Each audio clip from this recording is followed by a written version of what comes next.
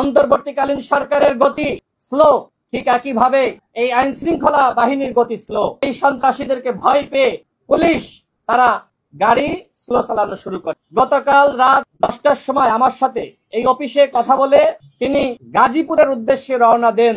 রাত 12টার দিকে যখন তিনি বোটবাজারে বাস থেকে নামেন, তার সাথে বাস থেকে আরো 4 জন নামে এবং পিছনে একটি হায়েস গাড়ি ছিল। নামার সাথে সাথে এই 4 জন তাকে ধরে তার উপর আক্রমণ করে এবং তাকে বলে, তোর কত বড় সাহস। এই কথা বলা হয়, একই সাথে বলা হয়, তোর কত বড় সাহস, তোকে আজকে শেষ করে দিব। এটি বলার পরে মারতে মারতে একটি হায়েস গাড়ির মধ্যে তাকে ঢুকানো হয়। আব্দুর রহমান তিনি ধাস্তাধাস্তি করে আত্মরক্ষার চেষ্টা করেন। পিছনে আরো অনেকগুলো গাড়ি আসছিল, যে কারণে তারা তাড়াহুড়া করে হায়েস গাড়ি ছেড়ে দেয়, কিন্তু আব্দুর রহমানের পা পুরোপুরি গাড়ির ভিতরে ঢোকানো সম্ভবপর হয়নি। ওই অবস্থায় গাড়ি চালানো শুরু করে, যে কারণে রাস্তায় পিচের আঘাতে তার কয়েকটি নখ ক্ষতিগ্রস্ত হয়েছে। তার মাথার পিছনে 13টি সেলাই লেগেছে।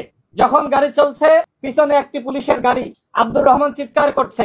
এমতো অবস্থায় পুলিশের গাড়ি যখন ওই গাড়িকে ধাওয়া করে, তারা দ্রুত বেগে গিয়ে আব্দুর রহমানকে রাস্তার পাশে চলন্ত অবস্থায় ফেলিয়ে রেখে সেই হায়েস গাড়ি তারা দ্রুত বেগে চলে যায়। পুলিশের গাড়ি তাদেরকে ধরতে পারেনি। কেন, কি কারণ? পুলিশের গাড়ির গতি কি এত কম? অন্তর্বর্তীকালীন সরকারের গতি স্লো, ঠিক একইভাবে এই আইন শৃঙ্খলা বাহিনীর গতি স্লো।